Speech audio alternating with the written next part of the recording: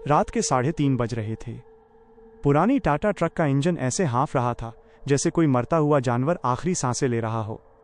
सड़क कहना तो उस रास्ते की तौहीन थी। वो बस कीचड़ और पत्थरों का एक अंतहीन सिलसिला था जो विंध्याचल के घने जंगलों के बीच से होकर गुजर रहा था। मेरा नाम शंकर है। 12 साल से स्टीयरिंग थामे हुए हूं, लेकिन उस रात जैसी खामोशी मैंने पहले कभी महसूस नहीं की थी। वो ऐसी चुप्पी थी जो कानों में चुभती थी। मेरे साथ मेरा वफादार क्लीनर और छोटा भाई जैसा दोस्त करीम बैठा था।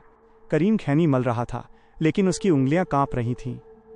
उस्ताद, ये रास्ता सही नहीं लग रहा।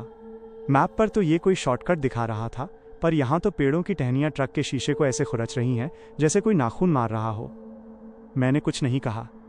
मेरा पूरा ध्यान उस संकरी पट्टी पर था जो हेडलाइट की पीली रोशनी में बमुश्किल दिखाई दे रही थी। अचानक केबिन के अंदर एक ठंडी लहर दौड़ गई, ऐसी ठंड जो हड्डियों के अंदर तक बैठ जाए, और उसी के साथ आई वो महक चमेली के फूलों और सड़ते हुए मांस का एक अजीब सा मिश्रण। मैंने क्लच दबाया। ट्रक की रफ्तार कम हुई। सामने कोहरा इतना घना था कि जैसे किसी ने सफ़ेद चादर तान दी हो। तभी कोहरे को चीरते हुए एक बूढ़ा आदमी सड़क के बीचों बीच खड़ा दिखाई दिया। उसने फटे हुए सफ़ेद कपड़े पहने थे और उसके हाथ में एक लालटेन थी, लेकिन लालटेन से निकलने वाली रोशनी लाल थी, खून जैसी लाल। उस्ताद, रोको मत, चढ़ा दो, करीम चिल्लाया। मैंने ब्रेक पर पैर रख दिया। ट्रक एक झटके के साथ रुक गया। बूढ़ा आदमी हिला नहीं। उसने धीरे से अपना हाथ ऊपर उठाया और दाईं तरफ एक कच्चे रास्ते की ओर इशारा किया। वहां एक साइन बोर्ड लगा था जिस पर पुराने अक्षरों में लिखा था महानगर की ओर। अजीब है, मैंने बुदबुदाया। इस जंगल के बीच में शहर का रास्ता? करीम ने खिड़की से बाहर झांका। उस्ताद, वो बूढ़ा, वो गायब हो गया। मेरा दिल तेजी से धड़कने लगा। मैंने हेडलाइट की बीम ऊपर की, लेकिन वहां कोई नहीं था। सिर्फ वो कच्चा रास्ता था जो घने जंगलों की गुफा जैसी गहराई में जा रहा था। पता नहीं मुझ पर क्या जादू हुआ, या शायद उस छलावे की ताकत थी। मैंने स्टीयरिंग घुमा दी। जैसे ही ट्रक ने उस कच्चे रास्ते पर कदम रखा, पीछे का मुख्य रास्ता कोहरे में ऐसे ओझल हुआ जैसे कभी था ही नहीं। जंगल अब और घना हो गया था। पेड़ों के तने इंसानी हाथ पैर जैसे लग रहे थे। अचानक ट्रक के पीछे से एक जोरदार धमाका हुआ। ऐसा लगा जैसे किसी ने भारी पत्थर ट्रक के डाले लोडिंग एरिया में फेंका हो। करीम, देख क्या गिरा, मैंने कहा। करीम ने पीछे वाले छोटे शीशे से झांका। उसका चेहरा पीला पड़ गया। उस्ताद, डाले में कोई बैठा है। वो बहुत लंबा है। मैंने ट्रक नहीं रोका। मेरी रूह कांप रही थी। तभी केबिन की छत पर किसी के चलने की आवाज आई। Top top top. वो आवाज भारी थी। फिर एक चेहरा छत से नीचे की ओर लटका। उल्टा चेहरा। उसकी आंखें नहीं थीं, बस 2 गहरे गड्ढे थे जिनसे काला तरल पदार्थ बह रहा था। उसका मुंह इतना चौड़ा खुला था कि उसमें से सैकड़ों दांत नजर आ रहे थे। करीम की चीख निकल गई। अल्लाह, ये क्या बला है। उस चीज ने अपना हाथ अंदर डाला। उसका हाथ किसी मरे हुए पेड़ की टहनी जैसा सूखा और लंबा था। उसने करीम का कॉलर पकड़ लिया। बचाओ, उस्ताद मुझे खींच रहा है। मैंने पूरी ताकत से ट्रक को लहराया, जिगजैग किया ताकि वो चीज गिर जाए, लेकिन उसका हाथ लोहे की जंजीर की तरह मजबूत था। पकड़ के रख करीम, मैंने चिल्लाकर उसका हाथ पकड़ा। लेकिन तभी केबिन का दरवाजा अपने आप खुल गया। बाहर से हजारों अदृश्य हाथ करीम को खींचने लगे। वो चीज जो छत पर थी, उसने एक खौफनाक हंसी हंसी। वो आवाज किसी इंसान की नहीं थी, बल्कि लोहे के घिसने जैसी थी। करीम के हाथ मेरे हाथों से फिसलने लगे। उस्ताद, घर पर कह देना। यही उसके आखिरी शब्द थे। एक झटके के साथ करीम को अंधेरे जंगल में खींच लिया गया। मैंने ब्रेक मारा और नीचे कूदा। करीम। जंगल के अंदर से करीम की चीखें आ रही थीं, लेकिन वो चीखें धीरे धीरे दूर होती जा रही थीं। तभी मुझे एहसास हुआ कि मैं अकेला नहीं हूँ। पेड़ों के पीछे से सैकड़ों साए निकल रहे थे। वो सब करीम को घेर कर खड़े थे। नहीं, वो उसे बचा नहीं रहे थे, वो उसे खा रहे थे। वो बूढ़ा आदमी फिर दिखा। उसके हाथ की लालटेन अब बुझ चुकी थी, लेकिन उसकी आंखें वही लाल रोशनी उगल रही थी। एक चला गया। अब तुम्हारी बारी है ड्राइवर। बूढ़े के मुंह से निकली आवाज जंगल में गूंज उठी। वो मेरी तरफ बढ़ने लगा। उसकी चाल एक शिकारी जानवर जैसी थी। मैं भागकर ट्रक की तरफ गया। ट्रक का इंजन बंद हो चुका था। मैंने चाबी घुमाई, कुछ नहीं हुआ। वो साया अब ट्रक के बोनट पर चढ़ चुका था। उसने अपनी लंबी जीभ निकाली और सामने के शीशे को चाटने लगा। शीशा पिघलने लगा। मैंने अपनी सीट के नीचे रखा गंगाजल का एक छोटा सा लोटा निकाला जो मेरी माँ ने दिया था। जैसे ही वो चीज़ शीशा तोड़कर अंदर घुसने वाली थी, मैंने वो पानी उसकी तरफ फेंक दिया। एक चीख गूंजी जो शायद पाताल तक गई होगी। वो साया धुएं में बदल गया। मैंने फिर से चाबी घुमाई।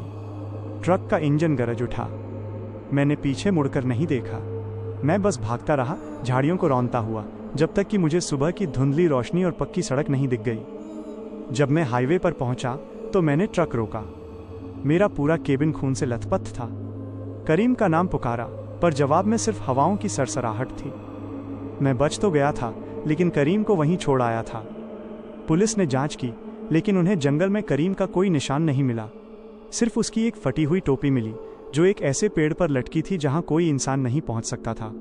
आज भी जब मैं उस रूट से गुजरता हूं, मुझे अपने ट्रक के डाले में किसी के बैठने का एहसास होता है, और कभी कभी रात के सन्नाटे में मेरे कान के पास करीम की आवाज़ आती है, उस्ताद, रास्ता भटक गए क्या?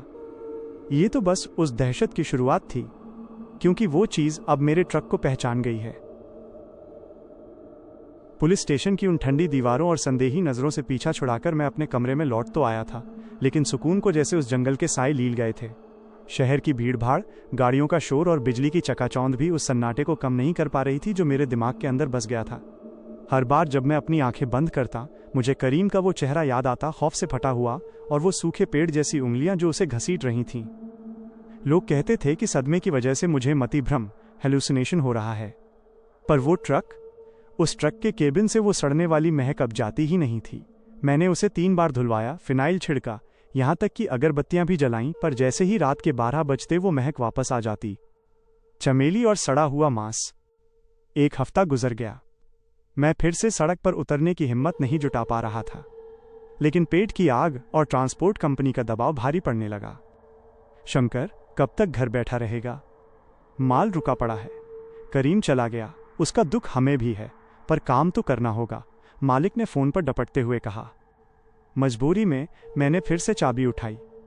इस बार मैंने तय किया था कि मैं उस पुराने रास्ते की तरफ देखूंगा भी नहीं। लेकिन उस रात जैसे ही मैंने ट्रक स्टार्ट किया, रेडियो अपने आप चालू हो गया। सिर्फ खरखराहट की आवाज़ आ रही थी। फिर अचानक एक धुंधली सी आवाज़ उभरी, वही लोहे के घिसने जैसी हंसी। मेरा गला सूख गया। मैंने रेडियो बंद करने की कोशिश की, पर बटन जैसे जाम हो गया था। उस्ताद, आज फिर वहीं चलना है। वो आवाज़ करीम की थी, पर उसमें एक ऐसी गूंज थी जैसे कोई कुएं के अंदर से बोल रहा हो।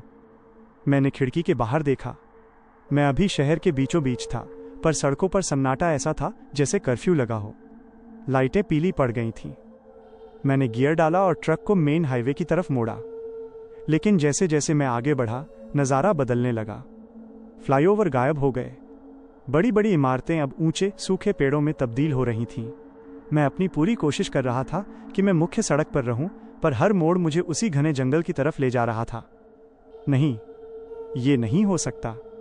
मैं चिल्लाया और ब्रेक मारने की कोशिश की। पैर ब्रेक पैडल पर था, लेकिन ट्रक की रफ्तार बढ़ती जा रही थी। सुई 100, 120, 140 को छू रही थी।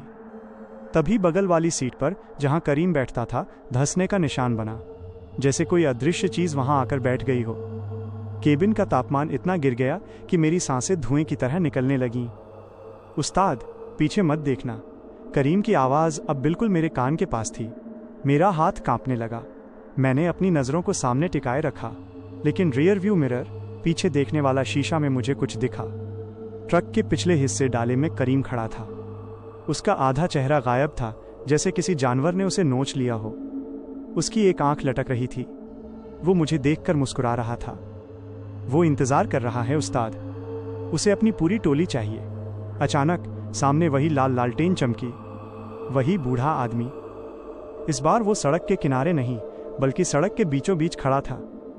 मैंने अपनी आंखें बंद कर लीं और ईश्वर का नाम लिया। एक जोरदार झटके के साथ ट्रक किसी चीज से टकराया। शीशा टूटकर मेरे चेहरे पर लगा। खून की बूंदें मेरी आंखों में चली गईं। जब मैंने आंखें खोली, मैं उसी पुराने कच्चे रास्ते पर था। चारों तरफ वही खौफनाक जंगल। लेकिन इस बार ट्रक का इंजन पूरी तरह से मर चुका था। हेडलाइट की रोशनी बार बार झपक रही थी। बाहर से खुरचने की आवाजें आने लगीं। खुर खुर खुर। सैकड़ों हाथ ट्रक की लोहे की चादर पर चल रहे थे। बाहर आओ शंकर, बूढ़े की आवाज अब हर तरफ से आ रही थी। करीम अकेला है, उसे डर लग रहा है। तभी करीम का हाथ, वही सड़ा हुआ नीला पड़ा हुआ हाथ, केबिन के पीछे वाले छोटे शीशे को तोड़कर अंदर आया। उसने मेरा गला पकड़ लिया।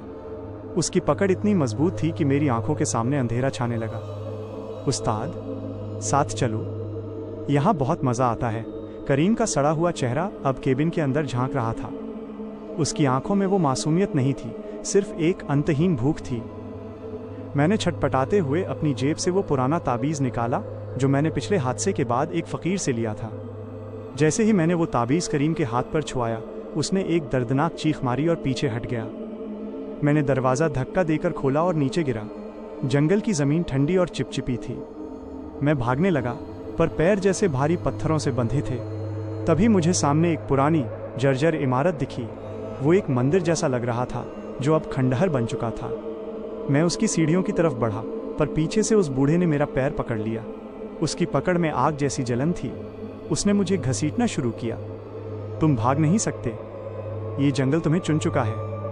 तभी उस खंडहर मंदिर के अंदर से एक मध्यम सी रोशनी निकली। एक शंख की आवाज़ गूंजी। वो आवाज़ सुनते ही बूढ़ा पीछे हट गया। उसके चेहरे पर खौफ छा गया। मैं रेंगते हुए उस मंदिर की चौखट के अंदर घुस गया। बाहर वो साये, वो बूढ़ा और वो करीम खड़े थे। वो चौखट पार नहीं कर पा रहे थे। करीम ने अपना हाथ मेरी तरफ फैलाया। उसकी आंखें अब इंसानी लग रही थीं, उनमें आंसू थे। उस्ताद, बचा लो, ये मुझे फिर से ले जाएंगे। मेरा दिल पसीज गया। मैंने अपना हाथ उसकी तरफ बढ़ाया, लेकिन तभी मुझे उस बूढ़े की आंखों में एक शैतानी चमक दिखी। ये एक जाल था। मैंने अपना हाथ वापस खींच लिया। जैसे ही मैंने हाथ खींचा, करीम का चेहरा फिर से एक भयानक राक्षस में बदल गया। रात बीतने लगी। मैं उस मंदिर के अंदर दुबका रहा और बाहर वो साए तांडव करते रहे। सुबह होते ही वो सब कोहरे की तरह गायब हो गए। मैं बाहर निकला। मेरा ट्रक वहीं खड़ा था, पर अब वो सिर्फ एक लोहे का कबाड़ लग रहा था। 20 साल पुराना जंग लगा हुआ ट्रक। मुझे एहसास हुआ कि मैं जिस ट्रक को चलाकर यहाँ लाया था वो असली था ही नहीं, वो एक छलावा था। मैं पैदल ही सड़क की तलाश में निकल पड़ा। 3 घंटे बाद मुझे एक चरवाहा मिला। जब मैंने उसे अपनी कहानी सुनाई तो उसने अपना माथा पीट लिया। साहब, आप उस मंदिर तक पहुंच गए। आप खुशकिस्मत हैं। वो मंदिर ही इस जंगल की कैद से बचने का इकलौता रास्ता है। उसने मुझे बताया कि उस जंगल में एक शैतानी गिरोह रहता है जो भटकते हुए ड्राइवरों का शिकार करता है और उनकी आत्माओं को अपना गुलाम बना लेता है। लेकिन साहब, चरवाहे की आवाज़ धीमी हो गई। वो जिसे एक बार छू लेते हैं उसे छोड़ते नहीं। वो आपके पास वापस आएगा। मैं शहर लौट आया, पर आज भी जब मैं आईने में देखता हूँ, मुझे अपनी गर्दन पर करीम की उंगलियों के नीले निशान दिखाई देते हैं। वो निशान हर रोज़ गहरे होते जा रहे हैं। और कल रात मेरे बंद दरवाजे के बाहर से किसी ने कुंडी खटखटाई। उस्ताद, गेट खोलो, चाय लाया हूँ। मैं जानता हूँ कि वो करीम नहीं है, पर मैं ये भी जानता हूँ कि मैं ज़्यादा देर तक इसे रोक नहीं पाऊंगा। अगली बार जब हम मिलेंगे तो शायद मैं इस कहानी का अंत लिखने के लिए जिंदा न बचूं। ये संघर्ष अब अपने आखिरी पड़ाव की ओर बढ़ रहा है, जहां या तो मैं उस शैतान को खत्म करूंगा या मैं खुद उस जंगल का एक साया बन जाऊंगा। शहर की उस तीसरी मंजिल के छोटे से कमरे में खौफ की दीवारें सिमटने लगी थीं। बाहर मूसलाधार बारिश हो रही थी, लेकिन बूंदों की आवाज़ से ज़्यादा साफ मुझे वो खुरचने की आवाज़ सुनाई दे रही थी। खुर्र खुर्र। दरवाजे के ठीक पीछे कोई खड़ा था। उस्ताद, दरवाज़ा खोलो ना, बहुत ठंड है बाहर। करीम की आवाज़, वही चिर परिचित लहजा, वही अंदाज, लेकिन उसके पीछे एक ऐसी खोखली गूंज थी जो सिर्फ मुर्दों के गले से निकल सकती है। मैंने अपने हाथ में वही पुराना ताबीज़ कसकर पकड़ा हुआ था। मेरी हथेलियां पसीने से भीग चुकी थीं। अचानक कमरे की एकमात्र लाइट टिमटिमाई और बुझ गई। पूरा कमरा अंधेरे के आगोश में समा गया। सिर्फ खिड़की से आती बिजली की कौंध कभी कभी दीवारों को रोशन कर रही थी। तभी मैंने उसे देखा। कमरे के कोने में जहां अंधेरा सबसे घना था, एक साया धीरे धीरे बड़ा हो रहा था। वो इंसान नहीं था, वो धुएं और काली परछाइयों से बना एक लंबा आकार था जिसकी आंखें पीली आग की तरह जल रही थीं। वही बूढ़ा, वो जंगल का रखवाला। तुमने क्या सोचा था, शंकर? उसकी आवाज़ मेरे दिमाग के अंदर गूंजी कि एक मंदिर की चौखट तुम्हें हमेशा के लिए बचा लेगी। जिसे जंगल ने एक बार छू लिया वो जंगल का ही होकर रहता है। मैंने चिल्लाने की कोशिश की पर गला रुंध गया था।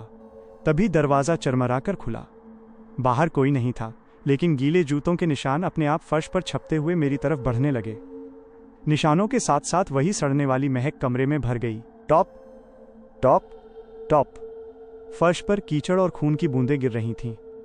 करीम का अदृश्य वजूद अब मेरे बिल्कुल सामने खड़ा था। मुझे उसकी ठंडी सांसें अपनी गर्दन पर महसूस हो रही थीं। उस्ताद, उसने कहा है कि अगर मैं तुम्हें ले आऊं तो वो मुझे आज़ाद कर देगा। करीम की आवाज़ में अब मासूमियत नहीं बल्कि एक खौफनाक लालच था। अचानक मेरी गर्दन पर वो नीले निशान जलने लगे।